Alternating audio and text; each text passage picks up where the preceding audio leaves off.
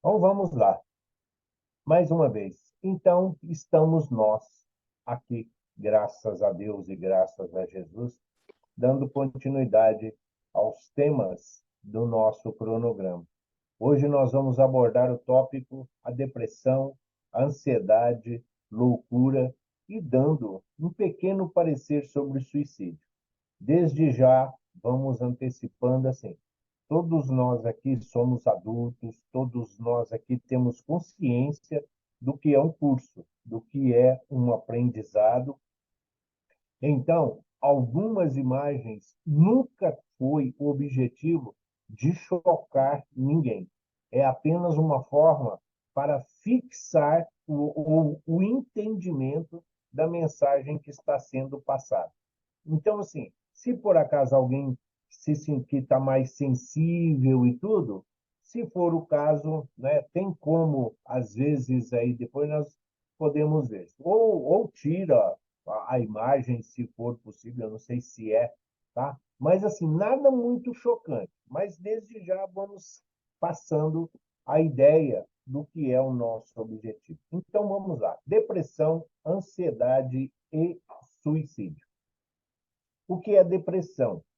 Depressão clínica, doença clássica na psiquiatria, pois compromete tanto a mente como o físico do indivíduo. É um termo utilizado por profissionais para indicar uma condição muito mais severa que as reações normais de tristeza. E outra coisa, nós não vamos fazer aqui nenhuma abordagem clínica, nenhuma de médico, porque o nosso objetivo é sempre o espírito. Nós estamos tratando do espírito e vendo as consequências, ação e reação dos nossos atos, o reflexo no nosso corpo físico das nossas atitudes emocionais e também espirituais. E aqui ele fala que a depressão é, então, um que compromete tanto a mente do indivíduo, o pensamento, o cerebral, a lógica e a razão, como também está ligado às emoções de melancolia, de tristeza. Muitas vezes, até hoje, já se admite a carência como causa da depressão. Ela não é um baixo astral simples e passageiro, mas uma enfermidade caracterizada por marcantes alterações de humor. Não é mimimi, não é frescura, não é porque a pessoa não tem o que fazer. Não, não é simplesmente alguém que está em crise existencial. É hoje uma enfermidade. E as oscilações do depressivo, elas conseguem atingir picos altíssimos e, ao mesmo tempo, desce numa inferioridade que muitas vezes nós nem conseguimos alcançar.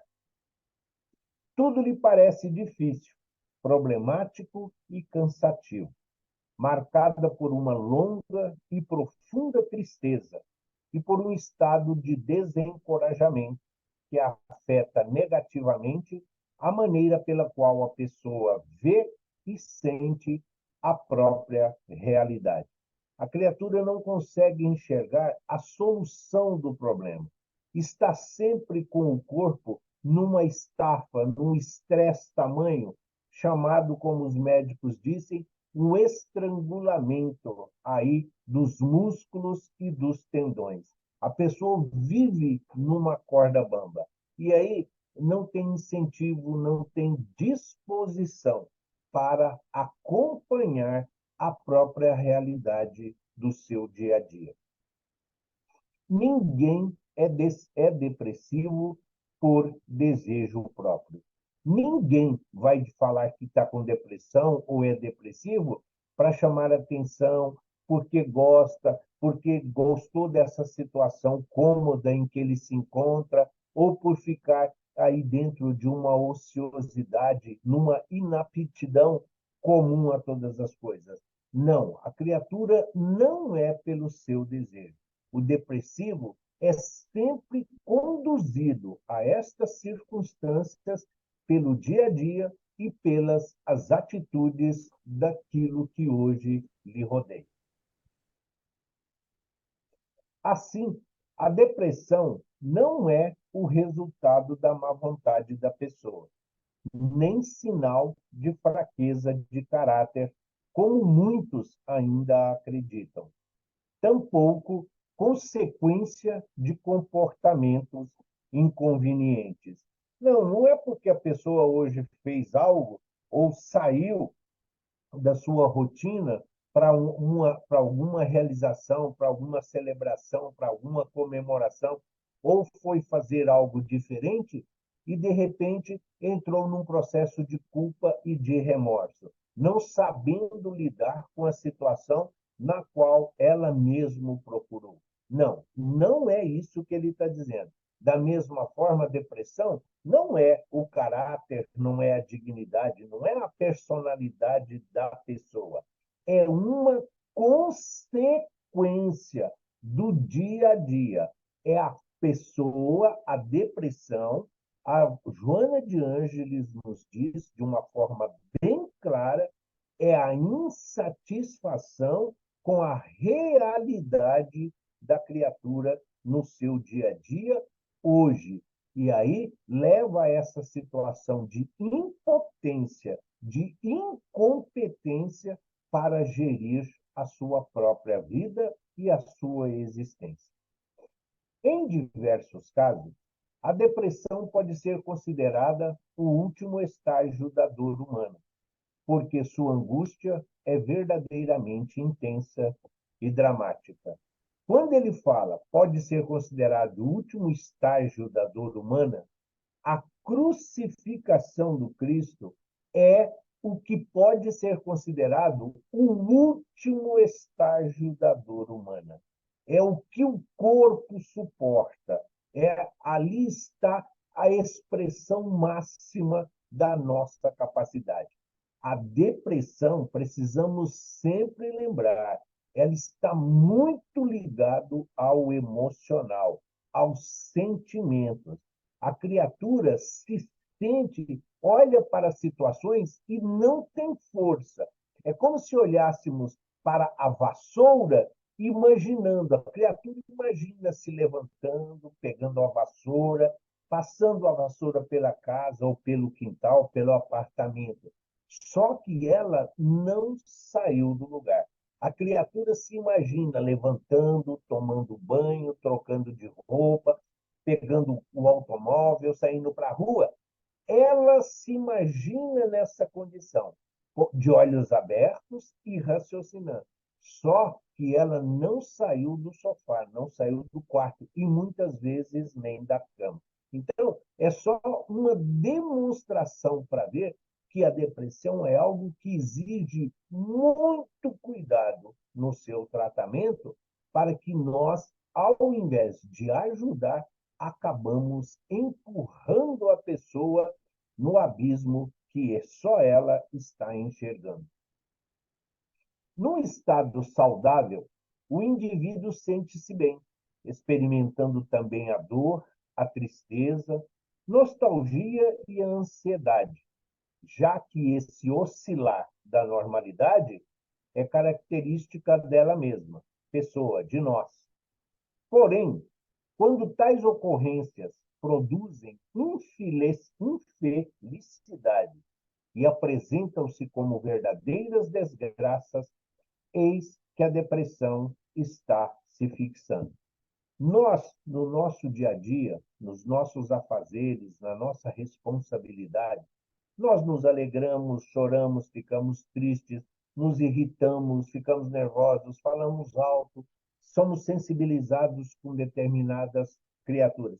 Sentimos saudade, o que ele fala, melancolia, às vezes deixamos conduzir pelos devaneios dos nossos sonhos, das nossas conquistas. Sim, tudo isso faz parte do nosso dia a dia. Agora, quando nós só conseguimos compreender e só enxergar tristeza, dor, sofrimento, imprudência, tudo isso, quando nós estamos caminhando nessa direção desses sentimentos e esses pensamentos negativos, aí é que precisamos tomar cuidado. Por quê? Quando tudo está preto e branco, quando tudo está sob uma névoa, quando nós não conseguimos delinear os contornos daquilo que nós estamos vendo só o esboço, tomemos o máximo de cuidado, porque é sinal de que a depressão começa a pedir cadeira para sentar. Muitas pessoas estão sendo diagnosticadas com depressão, quando, na verdade, estão simplesmente infelizes. São coisas diferentes. Infelicidade é momentâneo, é transitório. Uma decepção, uma frustração, algo que nós queríamos muito e em determinado dia, horário, em determinado tempo, isso não se realizou. Então, nós ficamos infelizes por um tempo. Um relacionamento que se rompeu, um desemprego, tudo isso tem algo a ver. São coisas do nosso dia a dia. Então, precisamos ver. Nem tudo também é depressão. Às vezes a pessoa só está passando temporariamente por esse estágio da infelicidade. A definição de depressão é difusa e acaba levando médicos a tratarem estados emocionais normais como doença. Tratar estados emocionais normais como doença. Se a pessoa adentra o consultório e aí começa a chorar, o médico começa a falar, ela entra até mesmo ali numa compulsão, porque precisa falar e fala e fala. Na realidade, ela está precisando apenas desabafar. Dependendo das condições, dependendo do estado da influência espiritual, muitas vezes o médico, ele é um excelente profissional, estudou, fez curso, fez pós-graduação, dentro da lógica, da razão, sempre analisando o corpo humano como uma máquina sempre necessário de manutenção. O emocional, o emotivo, não entra na sua análise e no seu diagnóstico. Daí, como eles não sabem lidar com o emocional, não compreendem o espírito além do corpo, acabam tratando como se fossem doenças físicas do próprio corpo. É a reação da alma que não aceitou a sua realidade pessoal como ela é, estabelecendo um desajuste interior que a incapacita para viver plenamente. Quando nós participamos do nosso planejamento reencarnatório, nós concordamos com todos os itens daquele script. Muitas vezes fomos nós mesmos que sugerimos. Não, olha aqui, ó, em vez de eu ficar 6 meses desempregado, que tal se eu ficasse um ano? Porque assim eu vou ter que desenvolver paciência, eu vou ter que desenvolver humildade, simplicidade para aceitar a ajuda dos outros. Só que quando nós estamos encarnados, isso vem em forma de revolta. Aí nós começamos a entender que Deus não sabe das nossas necessidades, que Deus não se enganou, por que comigo, por que tanto tempo, porque as pessoas, todo mundo arrumou, todo mundo se ajeitou, não. Então, a depressão, do ponto de vista espiritual, é o espírito que está em grande conflito com as suas escolhas da encarnação presente. Então, como ele não aceita e não quer renúncia, ele não quer sacrifício, então ele entende na busca dele que o universo, que Deus, que Jesus tem obrigação e dever de satisfazer todas as suas vontades e todos os seus caprichos.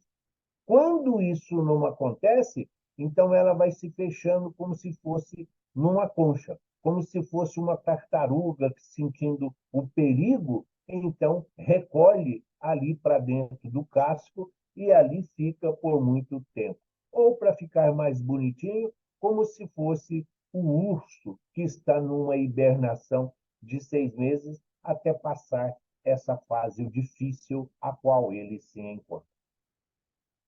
A depressão está frequentemente associada a dois sentimentos básicos: a tristeza e culpa degenerada em remorso. Como nós falamos, a insatisfação do emocional de uma não realização e a culpa que vai pesando sobre os nossos ombros, além de nos colocar numa situação de incapacidade, nós muitas vezes nos colocamos como uma escória da humanidade, exatamente por não conseguirmos realizar os nossos objetivos. Quando, por algum motivo, infringimos a lei natural, ao tomarmos conhecimento do erro cometido, temos dois caminhos a seguir.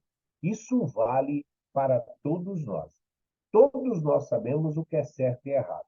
Todos nós sabemos que podemos tudo, mas nem tudo é lícito. Nem tudo nos edifica.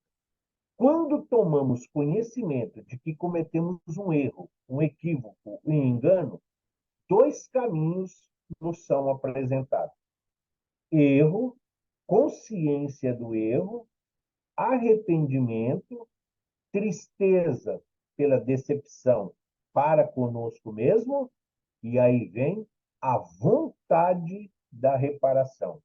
Se o arrependimento é o primeiro passo, a reparação é sim a conscientização de que nós estamos em aperfeiçoamento. O outro caminho, erramos, temos a consciência do erro, transformamos essa consciência em culpa e remorso, que vai se cristalizando através de uma monoideia, vira uma ideia fixa que nos leva a esse estado de depressão.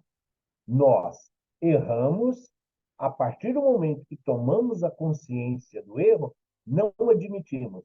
Como que eu, espírita, como que eu, com tanto conhecimento, como eu, pai, avô, como eu, como mãe, avó, como eu, como esposa, por que, como profissional, por que eu fui cometer esse erro? Olha as consequências, aí começa, inclusive, a tornar o problema maior do que realmente ele é. E isso vira uma ideia fixa. Tudo que a criatura vai fazer, nem mesmo dormir direito, ela consegue. Tamanha a culpa que isso se torna. E aí é a porta aberta para a instalação da depressão. Porque essa doença se manifesta principalmente por meio de pensamentos de derrota, de fraqueza, de vergonha. Existem depressivos que, no mecanismo de defesa, atribuem seus problemas a causas externas. Então, precisamos levar para a nossa vida. Erro e derrota, isto não é fracasso. Tanto no erro como na derrota, nós aprendemos, às vezes, muito mais do que nos acertos, nas conquistas e nas vitórias. Fraqueza e vergonha, se Deus nos fez simples e ignorantes, e nós estamos no terceiro mundo em estágio evolutivo de provas e expiações, Deus sabe que nós vamos errar.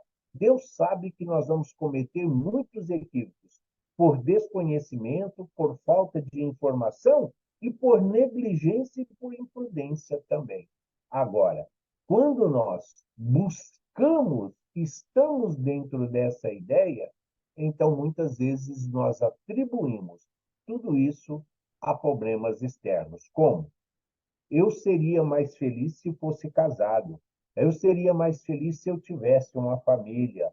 Então, a vida poderia ser bem melhor se eu me separasse, se eu fosse divorciado, poderia curtir a vida, não teria tanta responsabilidade.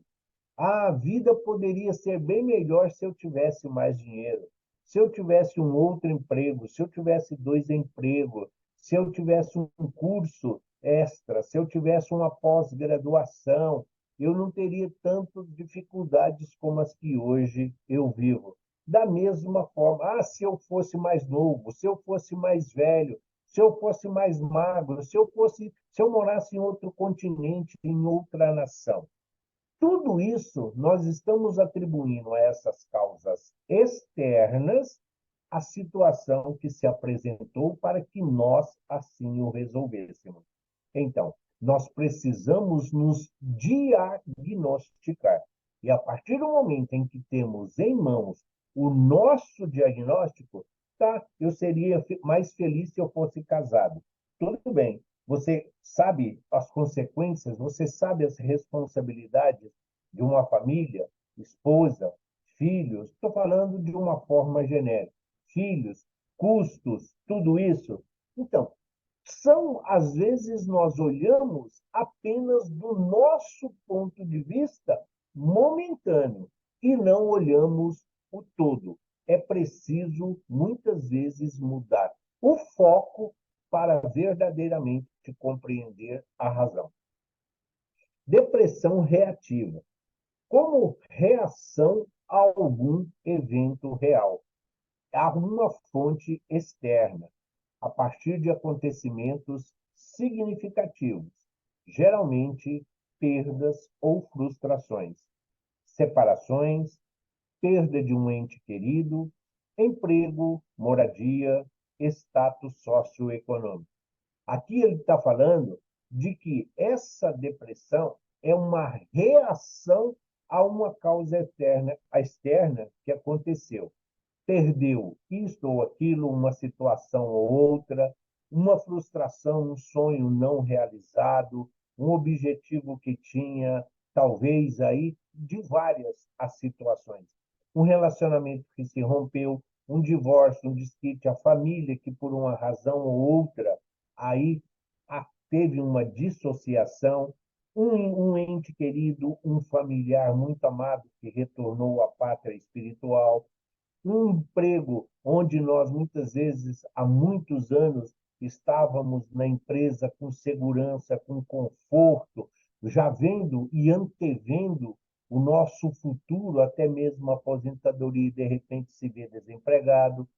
Tivemos que, de repente, desfazer de uma casa, porque o custo da prestação estava muito alto e voltamos a morar de aluguel, não entendendo que isso momentaneamente é algo passageiro que vai levar ao status socioeconômico.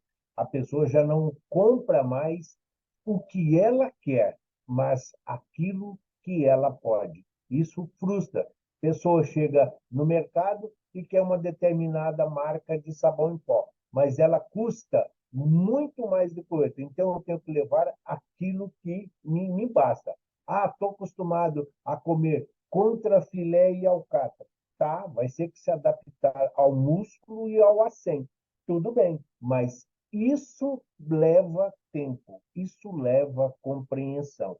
E quem não leva, então, é essa reação a que leva a essa depressão momentânea.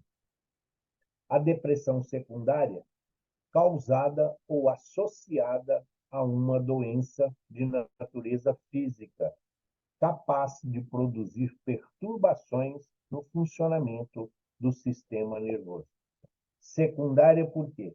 Porque ela está relacionada a algo que está acontecendo no corpo físico. E muitas vezes, devido à medicação, à mudança de hábitos e de costumes, então, muitas vezes, isso leva e mexe com o sistema nervoso, entre outros. HIV, tuberculose, anemia grave, Alzheimer, esclerose múltipla, epilepsia, artrite reumatoide, desequilíbrio nos hormônios tiroidianos, entre outras coisas.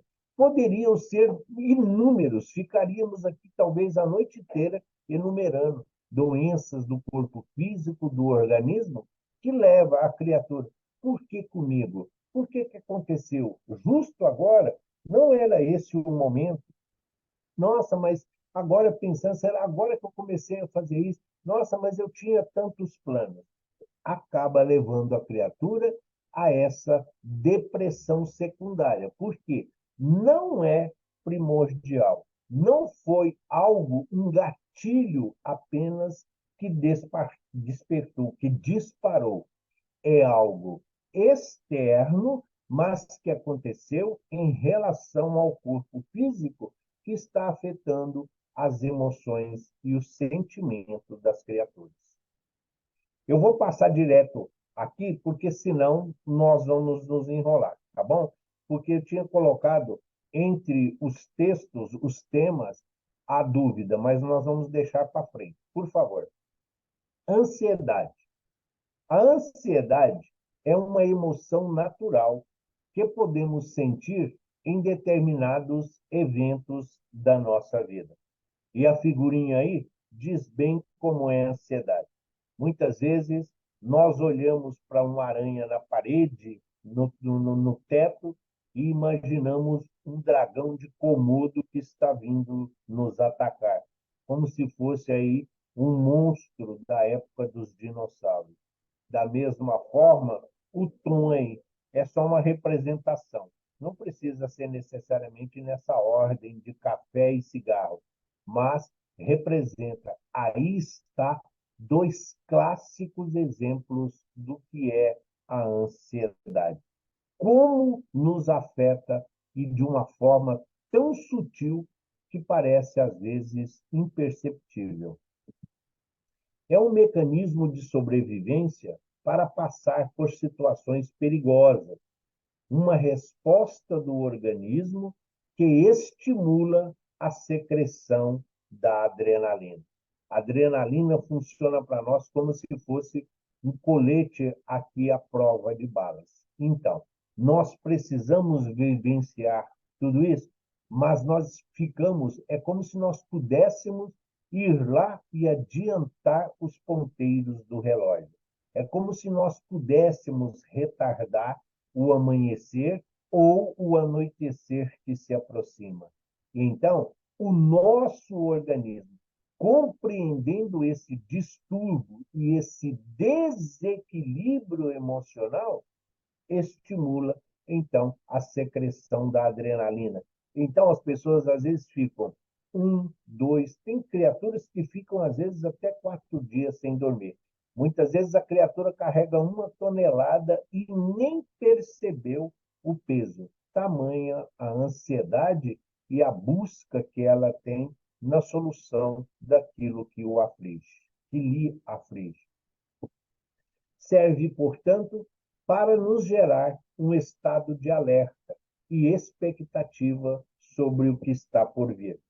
Amanhã eu vou passar no médico. O que será que o médico vai falar? Será que é grave? Será que é simples? Será que ele vai passar remédio? Será que o remédio é caro? Será que o remédio tem no posto de saúde? Será que é de uso contínuo? Será que isso vai me fazer bem? Será que eu vou ter que deixar de fazer isso? Será que eu vou ter. Tudo isso passa pela nossa cabeça e numa velocidade que muitas vezes nós não conseguimos organizar. Nós não conseguimos nos reajustar, mas serve exatamente no sentido de que, para nos deixar alerta, despertando em nós ainda virtudes e principalmente propriedades que nós desconhecemos, nesse ponto é bom. Mas quando nós deixamos nos dominar pela ansiedade, nós perdemos o controle da nossa existência no tempo real. Essa psicopatologia traz perturbações físicas, como na respiração, na digestão e no sono. E pode se manifestar de várias formas, nos deixando irritadiços e acelerados, ou mesmo abatidos e desesperados. Até agora nós vimos e percebemos que tanto a depressão como a ansiedade descarregam no corpo físico toda a energia que o espírito está vivenciando. Por isso, perturbações físicas. ficamos ofegantes, temos taquicardia, nós tomamos água e temos azia, tomamos água e temos desconforto intestinal e estomacal. Dormir, parece que nós estamos voltando aos nossos tempos de faquir. Não conseguimos concentrar no sono e viramos, parecendo um bife à milanesa, viramos para lá e para cá na cama e ainda perturbando com o nosso desconforto as criaturas que convivem conosco. Nos deixa, ao mesmo tempo, irritadiços, grosseiros, nervosos. Muitas vezes ofendemos as criaturas gratuitamente. Estamos sempre querendo resolver o mais rapidamente possível. Então, se tivéssemos lá no hospital tomando um soro e aquelas gotinhas caindo, uma gota ali por minuto, se nós pudéssemos, nós íamos lá e cortávamos para que passasse direto o soro. Então, isso é próprio da ansiedade. São esses pequenos detalhes e esses exemplos que nos fazem compreender, ficar atento se nós estamos no início de uma ansiedade, no início de uma depressão, ou nós só vamos despertar para a realidade quando as duas situações já se estiverem instaladas. É um transtorno que traz desconforto e desequilíbrio. O indivíduo não consegue lidar de forma saudável com o seu cotidiano, porque há um excesso de futuro. Nós, ao invés, quando estamos nessa situação de ansiedade, nós perdemos a noção da realidade. Então, ao invés de nós compreendermos o processo, nós queremos milagre, nós queremos algo sobrenatural, nós queremos algo maravilhoso. Por quê? Porque nós temos pressa, nós estamos colocados na velocidade. E não é assim que funciona. Então, a ansiedade somos nós querendo antecipar os fatos. Aí nós podemos dizer, mas então a pessoa vai querer dizer o quê? A morte, a pessoa está querendo antecipar a sua morte. É preciso separar bem uma coisa da outra. Ninguém quer partir deste mundo, ninguém quer deixar este mundo, pois sabe as consequências de um desencarne. O que nós estamos falando é que a criatura tem pressa na solução daquilo que lhe atormenta. Isto é, quando vivemos fora do momento presente, sempre na expectativa de algo que deve acontecer relacionado ao futuro. Será que amanhã vai chover? Eu vou lavar a roupa agora à noite, porque amanhã de manhã vai fazer sol e a roupa já vai estar seca. Não, hoje eu não vou lavar o carro porque amanhã vai chover e vai fazer tudo isso. Mas eu preciso ir no banco amanhã porque à tarde vai haver uma tempestade. Estamos vendo como nós nos lidamos no nosso dia a dia. Ao invés de nós compreendermos, raciocinar com lógica e com razão, a nossa expectativa, e se nós acabamos atropelando os fatos, atropelando as situações e, por conseguinte, atropelamos também a vida e os afazeres das criaturas que caminham conosco. A ansiedade parece muito atual, bem especificada e estudada. Porém, é um fenômeno muito antigo, sobre o qual Jesus já falava há mais de 2000 anos. Pode até ser hoje, aí pela Organização Mundial de Saúde, classificado como uma doença emocional, como uma doença da moda. Mas Jesus já falava da ansiedade. Por isso vos digo, disse o Mestre, não andeis ansiosos pela vossa vida, quanto ao que haveis de comer ou beber, nem pelo vosso corpo, quanto ao que haveis de vestir. Não é essa uma realidade que nós temos? Então, Jesus está falando de ansiedade. A ansiedade não é exatamente isso. O que eu vou almoçar amanhã? O que eu vou tomar café? Nem foi dormir ainda, muitos nem jantou e já está pensando no café de amanhã, no almoço. É isso que ele está falando. O que eu vou vestir amanhã? Nós nem sabemos se vamos despertar no corpo físico. Nós não temos a capacidade, por mais que o céu suvernize, por mais que o clima-tempo diz que amanhã, a partir de tal hora, vai chover, vai ter tempestade, o Noé vai passar recolhendo, isto eles estão estudando. E sim, é conhecimento. Mas daí, isso tudo se tornar fato e realidade com essa cronometragem toda, é próprio apenas daquele que já está com a ansiedade instalada junto de si. Nessa passagem, Jesus, longe de nos coagir à displicência com o futuro, ou à preguiça e à indisciplina, nos adverte sobre a inquietação que nos desgasta e atrapalha o serviço no bem. Ao invés de ficar procurando solução de algo que nós não sabemos ainda o que vai acontecer, o que Jesus está dizendo? Deixe ao amanhã as coisas do amanhã. Faça hoje o que você tem que fazer. Viva, descanse, se alimente, se divirta, procure recursos, mecanismos, procure de todas as formas se capacitar hoje para o que você vai realizar amanhã. Se o amanhã vier, se tudo fluir, você vai estar calmo, relaxado, preparado. Agora, chegar naquela situação do amanhã e ficar 6 horas, nada aconteceu, 9 horas, nada, meio-dia, ai meu Deus, o dia está acabando, vai vir mais grave. Aí chega no final do dia, tudo se resolveu normalmente, o dia se transcorreu dentro da normalidade habitual. Aí a criatura para e fala assim: nossa, por que que eu fiquei desse jeito?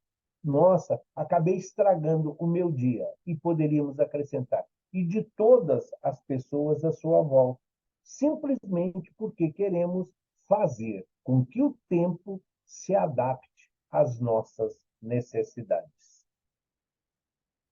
Os tempos atuais favorecem a ansiedade pela quantidade de estímulos externos. Queremos urgência e respostas rápidas.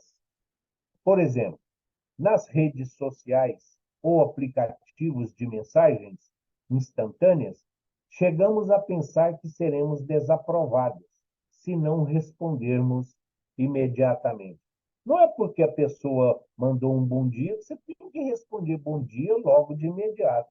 É de acordo com a sua necessidade, é de acordo com a sua disponibilidade. Ah, mas ela fica cobrando. Problema dela. Nossa vida, o nosso tempo, não é igual ao de todo mundo. Nós não podemos fundamentar a nossa vida e a nossa existência de acordo com a vida dos outros. Então, sim. Agora, as pessoas hoje querem tanta rapidez. O que adianta você mandar um áudio? Bom dia, tudo bem? Que seja um dia de paz, de alegria, de realizações. A pessoa vai lá e adianta o áudio. Bom dia, blá, blá, blá, blá. Ouviu alguma coisa? Nem ouviu. Então, para que perdermos tempo? Façamos nós o nosso tempo. Façamos a nossa maneira. Afinal de contas, somos todos únicos. Somos uma individualidade. Temos que estar o tempo todo conectados para não perder nada. Não, não é questão de estar no Google, no Instagram, no Facebook e todas as formas. Ninguém precisa estar em todos os lugares. Ninguém precisa, até porque nem tudo o que circula ali é verídico. Nem tudo o que circula ali vai somar algo na nossa existência. Às vezes uma distração, um sorriso, às vezes uma brincadeira, sim, às vezes um aprendizado, às vezes uma alavanca para solucionarmos isto ou aquilo. Mas isto não significa que porque Alguns assim vivem que todos nós temos que viver da mesma forma. Com isso, há a síndrome do pensamento acelerado. Estamos induzidos a pensar cada vez mais depressa e mais superficialmente. Nós já não ouvimos mais as pessoas, apenas escutamos. Ouvir é quando você está prestando atenção no que a pessoa está falando, é quando você está olhando no olho, é quando você está ali sentindo a emoção da criatura. Escutar é quando a pessoa está falando, nós estamos mexendo no celular, olhando se o ônibus está vindo, se o manobrista já está trazendo o carro, e isso e aquilo. Quando nós estamos fazendo outros afazeres e disfarçando que estamos ouvindo a criatura. Isso é escutar. Não há tempo para profundidades. A quantidade de coisas que nos chega ultrapassa e transborda nosso limite de processamento. Aqui, como a maioria é tudo novinho, então não lembram da Barça, do Delta Larousse, que eram as fontes de pesquisa. Hoje, tem o Google, tem um monte de fonte de pesquisas na internet. Você digita lá, por exemplo, receita de bolo. Você vai ficar aqui até uma semana copiando receita de bolo, disso e daquilo. Mas por quê? Não adianta nós ficarmos lá. Ah, o sal do Himalaia. Ah, o queijo tem que ser do Gnu, da Malásia, disso e daquilo. O que nós temos em mãos? Nós temos que atribuir a nossa necessidade dentro daquilo que nos é possível. E não, sim, nós temos hoje muito mais informações. Ficamos das 6 horas da manhã até a meia-noite, às 24 horas, se nós observarmos o que nós temos de informação, o que nosso cérebro, o espírito precisa absorver em relação a 50 anos atrás é infinitamente maior. Por isso, a dificuldade de adaptação.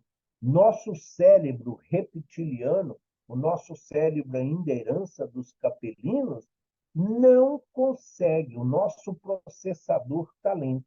Precisamos de mais memória. E isso só vem com a evolução espiritual e não com a ansiedade. Além disso, há uma criação artificial intensa de necessidades por bens de consumo. Tão logo esses bens são consumidos, surgem novas necessidades materiais. Tem um amigo que fala assim: quando o liquidificador foi lançado, ficava na sala de visitas, para todas as pessoas que chegassem ver que ali tinha um liquidificador.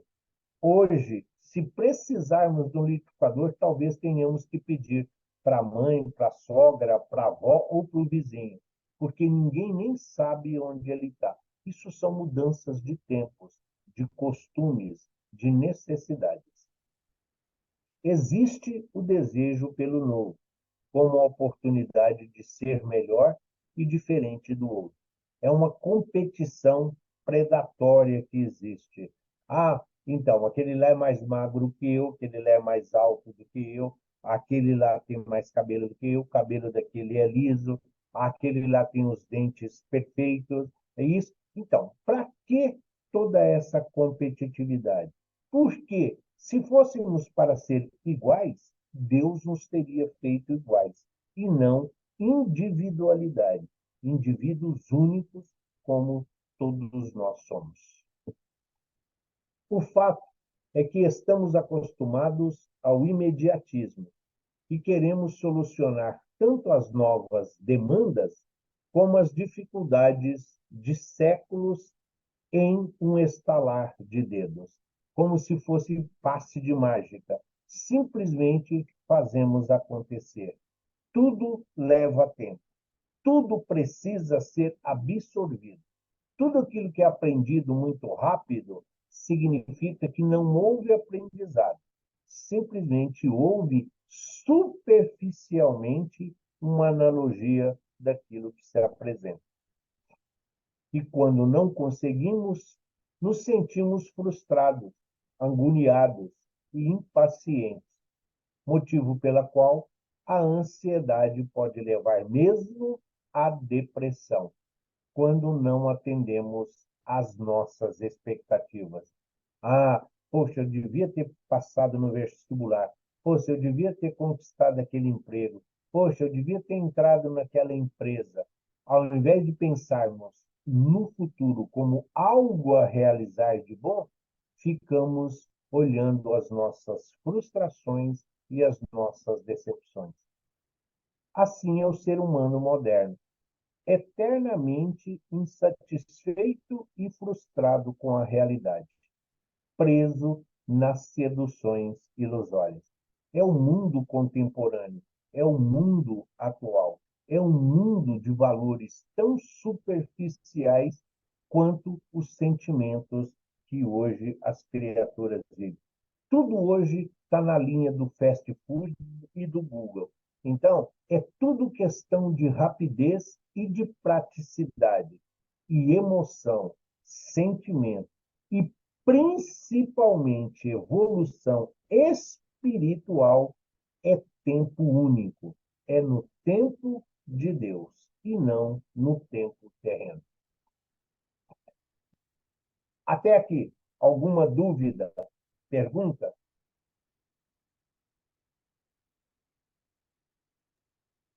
Seba, Então vamos lá. Seba, Seguindo em frente. Fala, John. é, do início, você falou que nós somos o terceiro mundo no estágio Evolução espiritual. da evolução espiritual. Segundo, não é nem E, terceiro. Eu e falei terceiro? Eu falei terceiro, terceiro? Não, é é, segundo. É mundo primitivo e depois provas e expiações. Terceiro é o mundo de regeneração. É que eu já estava lá no mundo de regeneração. Mundos tá, primitivos, mundo primitivo, mundo de provas e expiações, mundos de regeneração, mundos puros, mundos felizes, mundos angelicais, entre outros, e aí depois tem uma série ínfima até chegarmos à esfera crística, tá bom? ok, Essa escala obrigado. você vai encontrar no livro dos Espíritos, na pergunta de 100 até a 128. Tá bom, obrigado. Professor, até que Oi. ponto a depressão afeta o espírito? Todo, totalmente. A depressão Totalmente. é a insatisfação do espírito, não é do corpo.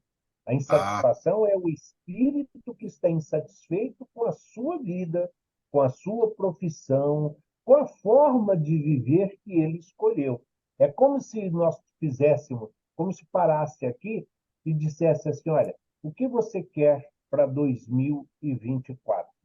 Tá. Aí você fala: olha, eu quero isso, isso, isso, isso. Olha, eu quero comprar um apartamento, quero fazer uma viagem, eu quero trocar de carro, eu quero fazer isso, isso, isso.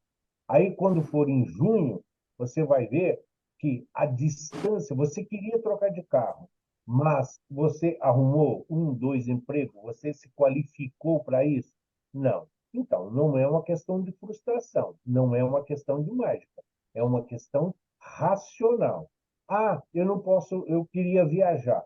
Tá, mas quando você fez o planejamento, você colocou que você poderia estar, por exemplo, já ter constituído família e que você teria que levar a família toda? Ou quando você falou que você queria viajar, você fez um planejamento apenas individual? Se você comprou a passagem individual, agora você vai ter que comprar em grupo, familiar. E você tem condições? Então, ao invés de você ir viajar, você vai se desfazer da passagem que você comprou. Por quê? Porque hoje você tem prioridades. E aí, o espírito sente essa negatividade. O espírito vai se frustrando com as escolhas que ele fez. Por quê? Porque ele fez escolhas no mundo espiritual e quando aqui reencarnou, ele próprio criou expectativas além do que ele tinha capacidade de resolver. E aí acaba se frustrando e leva à depressão. É o espírito que não aceita a forma com que hoje ele vive. Ok, obrigado, professor. Tá bom? Então tá bom. Vamos lá. Loucura. Então, é o nosso terceiro tema. Louco, que perdeu a razão, alienado, doido, demente, que está fora de si, contrário à razão ou ao bom senso, insensato. Em termos simbólicos, o louco está fora dos limites da razão, fora das normas da sociedade. Ou seja, é um ser diferente. Para ele não existe lógica, não existe raciocínio, não existe um sentido único. Como ele difere de todos os demais, acaba dizendo que ele está louco. Alucinação, erro, ilusão da pessoa que crê ter percepção que realmente não tem. Ver uma coisa que não está ali. Ouvir uma voz. Quando continuados e persistentes, são apontados como sintomas de distúrbios mentais. O louco, ele não encontra razão nenhuma. Para ele, comer uma formiga ou para ele andar no parapeito de um prédio não faz a mínima diferença. Para ele é igual o cachorro, não no sentido pejorativo. A rua, ele não tem a noção de tempo, espaço e velocidade. Por isso, o risco de atropelamento. Não consegue raciocinar. Alucinação, não. Alucinação é aquela pessoa que ouve. Não, eu estou ouvindo. E, inclusive, tem muito espírita que passa por. Ah, o meu mentor falou comigo hoje no metrô. Ah, eu estava no mercado, o meu mentor falou comigo. Ai, não, porque eu conversei com o meu mentor. Quem é que está ouvindo essa voz? É somente a criatura? Então, mas está vendo? Não, olha, eu tenho certeza que eu vi alguém ali. Vamos lá. Não, mas não tem ninguém, não, mas vamos lá. Então, isso é alucinação, que pode ser, inclusive, por influência ou sugestão espiritual, bem como também de forma medicamentosa, por causa de medicamento. Agora, quando isso se torna mais constante, quando isso se torna algo que passa a ser dioturnamente, aí ele vai no caminho dos distúrbios mentais. Alienação, desarranjo das faculdades mentais. A expressão é usada como sinônimo de loucura, alienação mental. Entretanto, é mais geral do que essa. Não é o louco, não é a loucura, e também não é a alucinação. É alienação, como se fosse um mundo paralelo, um universo paralelo. A criatura está vivendo no mundo que ela construiu, no mundo que ela está enxergando, no mundo que apenas ela se vê. Produz lesões. A alienação produz lesões que se distinguem em parciais, gerais e mistas. Vamos ver. As primeiras, parciais, compreendem os delírios e os impulsos alucinatórios. As segundas, que são as gerais, a depressão e a exaltação da inteligência. E a terceira, que são as mistas, fornece a dissociação de ideias e a abolição da inteligência. Então, parcialmente, delírio, a pessoa oscila muito entre realidade e demência. Nas gerais, ao mesmo tempo que tem a depressão, que leva a uma posição de impotência e de incapacidade, a pessoa acaba ficando mais sutil. Ela acaba aí exaltando o raciocínio contínuo como se ela acessasse a sua memória perispiritual. Tem uma facilidade muito maior de raciocínio e de compreensão de coisas, inclusive, às vezes, até mesmo de outras línguas, por exemplo, que ela não teria comum. E quando é as mistas, é a mesma situação. A pessoa oscila para cima e para baixo, a pessoa oscila entre demência e realidade, e às vezes fica em uma situação totalmente de inutilidade. Não tem a capacidade nem mesmo para suas necessidades básicas e mesmo até para tomar uma água ou qualquer coisa, precisa de ajuda e de auxílio externo. Esta é a razão da alienação. Idiotia define-se como sendo um sujeito que nunca ultrapassará 2 ou 3 anos de idade mental. O cuidado que nós temos que ter para não chamar os outros de idiota. O próprio Cristo nos recomendava que não chamássemos ninguém de raca. Então, aqui, idiotia é sim uma patologia, é algo sim, é uma doença, é uma enfermidade. E a criatura que assim está, dentro da condição, não importa se ela vai ter 20, 50, 60 ou 100 anos. A idade mental dela, dentro da nossa contagem terrena, nunca ultrapassará as mesmas criaturas que estão em fase de desenvolvimento infantil, situado aí na faixa dos 3 anos terrenos. O que é um idiota na ideia materialista? Nada. Apenas um ser humano. Eles olham ali e veem apenas um amontoado de carne, de ossos, e que tem alguns órgãos, como os olhos, ouvido, e que tem movimento. Eles veem apenas o ser humano, a matéria, mas não conseguem distinguir nada mais do que isso. Porém, a doutrina espírita nos ensina que é um ser dotado de razão como todo mundo, mas enfermo de nascença pelo cérebro, como outros membros. Isto é escolha no mundo espiritual. Idiotia nem sempre é espíritos em reencarnação compulsória.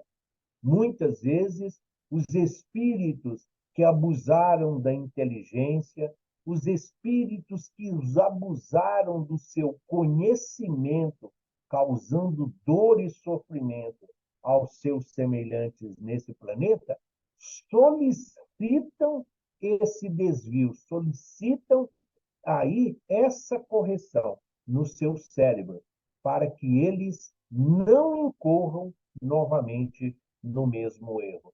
Por isso, a ilustração da figura. Então, não é castigo divino, é o próprio espírito solicitando no corpo físico ali um freio necessário, uma barreira ali que o impedisse de cometer desatinos ainda maiores. Emmanuel e Joana de Ângeles nos explicam que são várias as causas da loucura e que quase sempre são contraídas por faltas em uma existência anterior. Então, não é o Sebastião, não é a Regina, não é a Silvana, não é a Cleide, não é a Inês, não é a Edna, não é o Edson, não é a Yara. Não vamos falar todos os nomes. Não somos nós. A referência espiritual do nosso planeta, Emmanuel e Joana de Ângeles, mostra a reencarnação como a mais perfeita das leis. Poderíamos resumi-la por lei de justiça, de amor e de caridade. E caridade. E nós solicitamos para que possamos nos reconciliar com a lei divina que um dia nós transgredimos. O suicídio, o uso inadequado das faculdades mentais, o envolvimento exagerado com a vida mundana, ou mesmo um progresso intelectual sem a contraparte moral, podem ser assinalados como causas anteriores de uma vida atual mergulhada na insanidade. Imaginemos os espíritos que construíram as câmeras de gás onde os nossos irmãos e companheiros desencarnaram. Imagine as mentes que desenvolveram as bombas atômicas. Imagine todos esses cientistas e estudiosos que desenvolveram essas guerras bacteriológicas que hoje dizimam milhares de criaturas aí em pouquíssimo tempo. Então, tudo isso leva as criaturas dentro da loucura, alucinação, alienação, idiotia, entre outras coisas. São espíritos devedores reajustando-se perante a lei imutável do Pai. No processo da reencarnação, o espírito aplica-se de uma forma consciente ou inconsciente uma punição, porque deseja evoluir e sabe que para isso tem de apagar os erros do passado. Não tem como subir o degrau espiritual se não corrigir os mínimos detalhes da vida pregressa. Ninguém vai chegar à angelitude ainda como espírito devedor, como espírito que tem algo a reparar. João Batista, no planeta Terra, recebeu de Jesus o maior elogio que nós conhecemos. E Jesus, quando diz, dos nascidos de mulher, ninguém é maior do que João Batista, vírgula, mas no reino de meu Pai, ele ainda é um dos menores. O que significa que todos nós precisamos nos reajustar com os nossos débitos. Notemos que o espírito não é louco, pois tem consciência de suas faltas e deseja repará-las. À noite, para nós à noite, quando o corpo físico repousa, quando o corpo físico precisa do refazimento, o espírito em desdobramento, o espírito em emissão espiritual, ele sim, ele sabe dos erros que cometeu, dos equívocos, dos enganos, e ele compreende porque hoje está nessa situação reparatória. É certo que há espíritos que têm de ser submetidos a uma reencarnação compulsória, mas mesmo nesses casos, o espírito não é louco, e sim terá em mãos um corpo que não lhe permitirá manifestar todas as suas faculdades.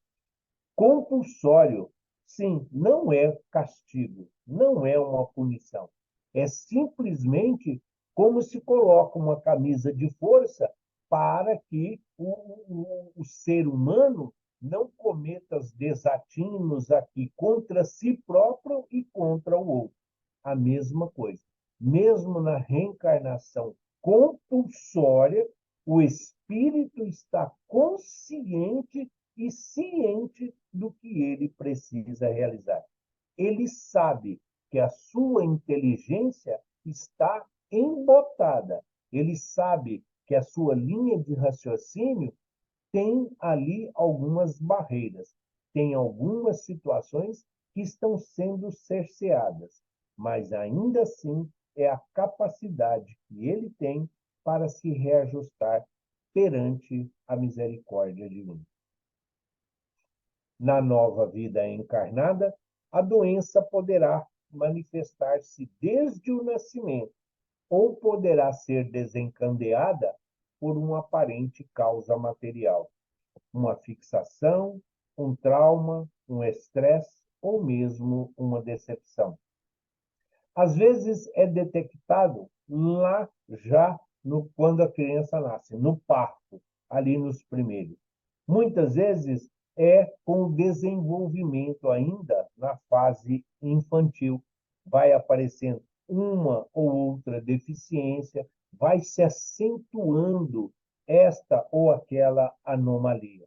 Às vezes um acidente, às vezes um trauma, às vezes um choque, às vezes um acontecimento muda totalmente a vida dessa pessoa. Exatamente porque faz parte, é a criatura que está num complemento da sua jornada espiritual. O que devemos saber é que em ambos o germe da doença mental já estava registrado no perispírito do reencarnante. Por isso que não foi detectado nos exames logo depois que nasceu. Porque não está no corpo, está no perispírito. E os equipamentos, a aparelhagem terrena, detecta o que está no corpo. Mas aqui ele é bem claro. O germe da doença mental está registrado no perispírito do reencarnante. Ou seja, a semente está lá. No momento acertado do planejamento reencarnatório, essa semente vai germinar, o que vai levar à loucura, o que vai levar à demência, o que vai levar à alienação, à idiotia, entre outras coisas. Da neurose mais simples, passando pelo mongolismo, pela demência ou pela esquizofrenia, a gênese é sempre espiritual. Está no perispírito. É reajuste, é oportunidade de aprendizado. É nós nos reconciliando com a lei divina. Não somos diferentes. Estamos tendo a oportunidade de, por um período, não cometer erros que nos levariam ainda a situações piores, mas sim reajustando-nos para que possamos aproveitar melhor as nossas futuras encarnações. Outro aspecto que temos que considerar é a loucura desencadeada por um processo obsessivo, que também tem por causa um ato anterior. A obsessão é um mecanismo de cobrança do ser desencarnado em relação ao encarnado. Um histórico de disputas e relações não resolvidas envolve vítima e algoz, agora em papéis trocados. A doença mental é expiação ou prova, também para os pais, que podem ter sido coadjuvantes nas faltas desses espíritos, sendo responsáveis pelo ser débil que os acompanha. A obsessão, sim, é sempre uma cobrança. É vítima e algoz, credor e devedor, um cobrando o outro, muitas vezes num círculo vicioso. Então, o histórico de disputas já foram como cônjuges, já foram como irmãos, primos, vizinhos, colegas de trabalho. É preciso aproveitar. Aquele que veio mulher, abusava como homem, veio como homem para se reajustar, agora é abusado, e vamos assim. Enquanto não se reajustar, não tem solução. Esse círculo vicioso precisa ser quebrado para evitarmos aí, não só como falamos outro dia, os siameses, dois espíritos tendo que cuidar de um corpo único. E a doença mental, muitas vezes, está relacionada aos pais, irmãos, a todos naquela família. Todos aqueles que contribuíram para o desvio do espírito na vida passada, todos aqueles incentivaram, porque ele ganhava dinheiro, dava uma vida confortável, ouro, prata, prazeres mundanos, alegrias, isso aqui. As pessoas que usufruíram daquilo que era ilegal que o espírito fazia, agora têm obrigação de amparar e de ajudá-lo na correção de suas faltas. E chegamos ao suicídio. Era a partir daqui as considerações do início. Sim, são algumas formas de suicídio que nós conhecemos. Algumas diretas, outras indiretas. Mas o suicídio, além do setembro, que acabou de despedir-se de nós, mas nós vamos fazer apenas um pequeno apanhado, porque já tivemos algumas aulas nos vários anos do nosso curso, onde a abordagem foi de uma forma com maior conteúdo, só para ver o desdobramento. No Livro dos Espíritos, o homem tem direito de dispor da sua própria vida? Não. Somente Deus tem esse direito. O suicídio voluntário é uma transgressão dessa lei. Deus dá, Deus tira. Ninguém pode tirar a vida de ninguém, nem nós, a nós, pois ela não nos pertence, pertence a Deus. A incredulidade, a simples dúvida sobre o futuro, as ideias materialistas, numa palavra, são os maiores incitantes ao suicídio. Ocasionam uma covardia moral. Nós não temos a capacidade para julgar se o suicídio é um covarde ou se é corajoso. Quando fala de covardia moral, é desconhecimento da lei divina. É desconhecimento da lei de ação e reação ou de causa e efeito. Aquela ideia de que só tem uma vida e que essa vida precisa ser aproveitada, que não existe nada depois da morte, é que induz as criaturas nessa forma errônea de desertar da existência presente. O suicídio é uma porta enganosa, porque os nossos irmãos pensam em encontrar a solução para aquilo que os aflige e encontram ainda maior aflição quando descobrem as consequências dos seus atos. Falta de fé é responsável pela quase totalidade dos suicídios. Não estamos falando de religião. Falta de fé. Fé é confiança de que Deus sabe de todas as nossas necessidades. Fé é ter a certeza de que, se Deus não erra, de que Jesus não se engana, tudo o que nós estamos vivendo é para o nosso melhor. Somos filhos de Deus, criados à sua imagem e semelhança. A fé é acreditar naquilo que nós não vemos, apenas sentimos. Eu não vejo Deus, como é que eu posso ter fé em algo que eu não vejo? Mais uma vez, nós não vemos o vento e acreditamos nele também. Nós não sabemos definir quando começa o dia, quando termina a noite, mas nós temos a certeza absoluta de que existe um momento único para isso. Então, fé é nos entregarmos nas mãos daquele que sabe o que é melhor para cada um de nós.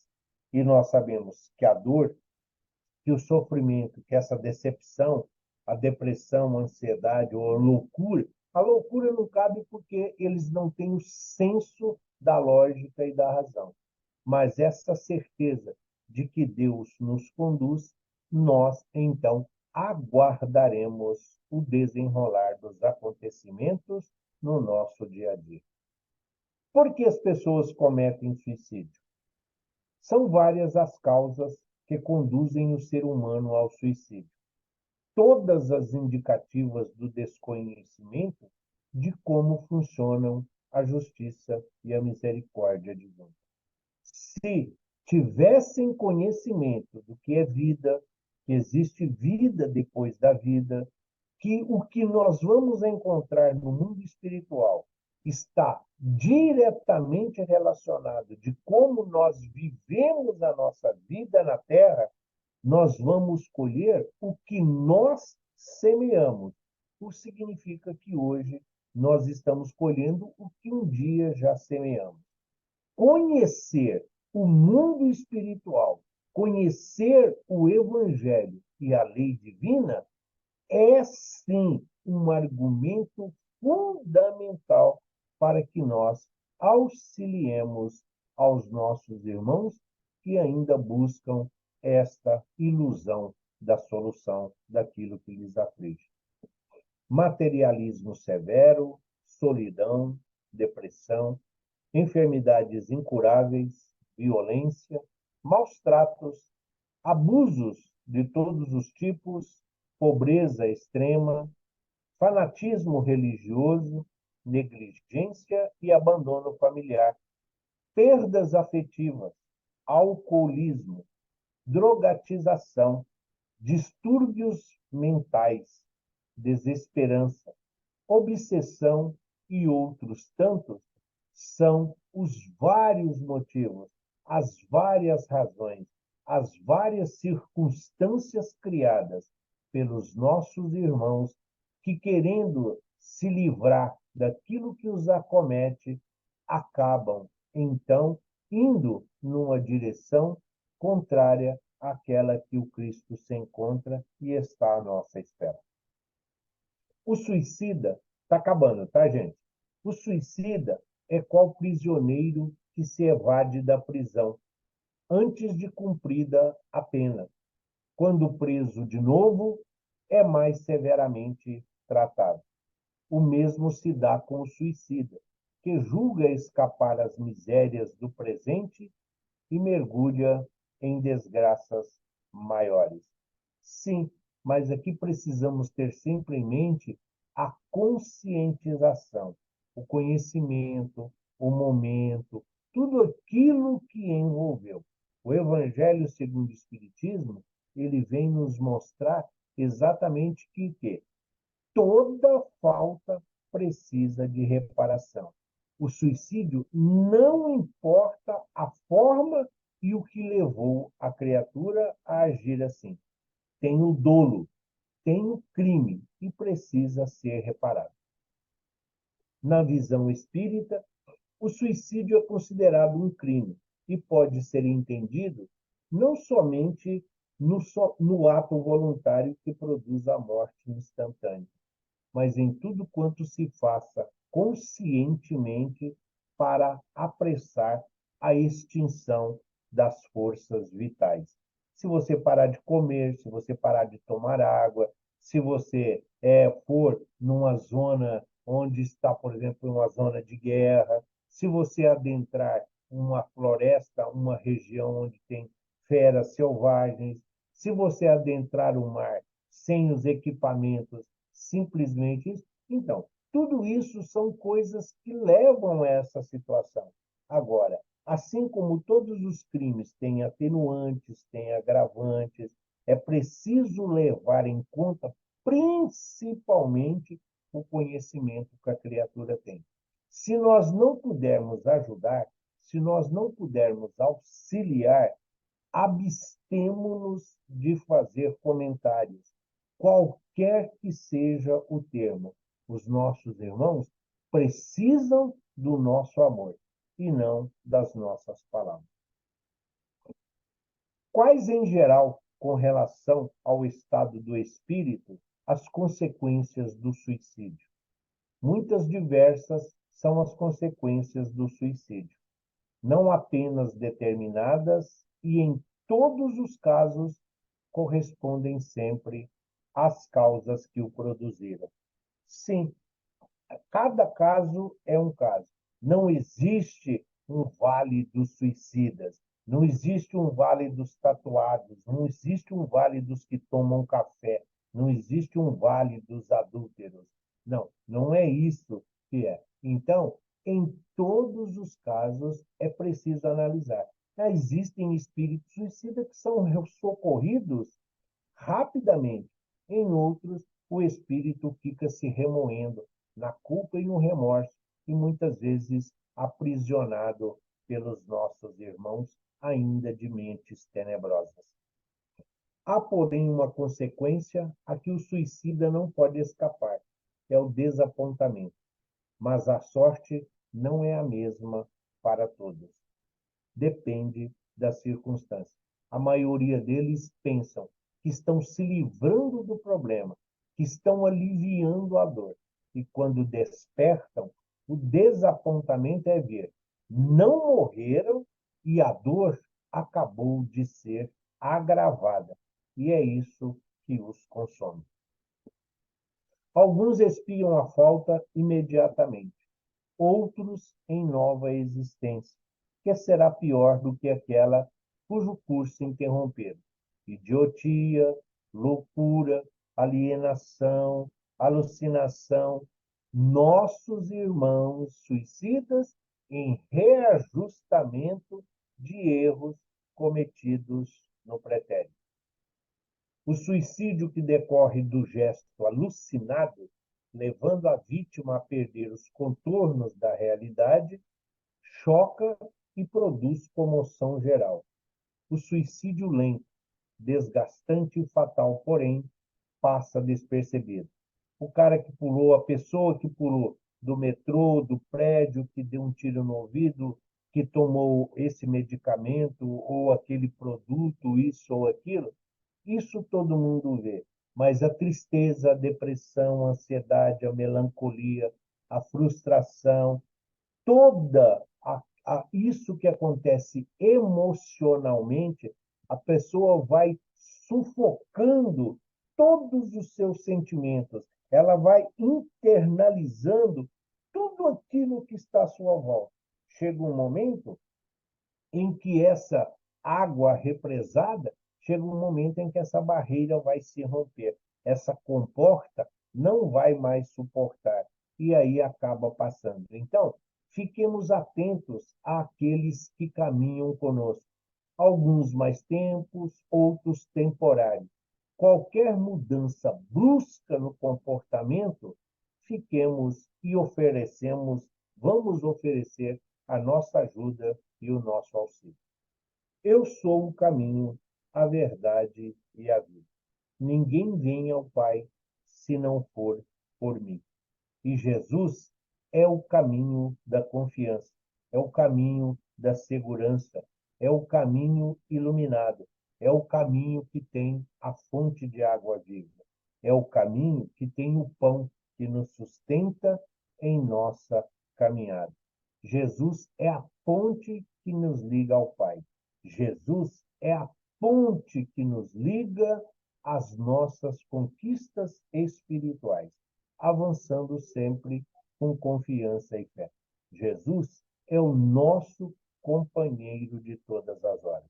Portanto, fiquemos conectados a Ele dioturnamente, fazendo tudo o que está ao nosso alcance, para que aquilo que hoje já somos conhecedores, aquilo que hoje somos capazes de colocar em prática, vamos compartilhar com os nossos irmãos. Depressão, ansiedade, loucura e suicídio. Doenças hoje da modernidade. Doenças de uma sociedade doente de valores morais. Enfermidades de uma enfermiça sociedade que convencionou e condicionou costumes como se todos nós fôssemos iguais. E a única coisa que nós temos de igual é que todos somos filhos de Deus, criados à sua imagem e semelhança. O Cristo nos asseverou: um só rebanho e um só pastor. Que sejamos dignos e merecedores de assim sermos contados. Que assim seja. Graças a Deus e graças a Jesus.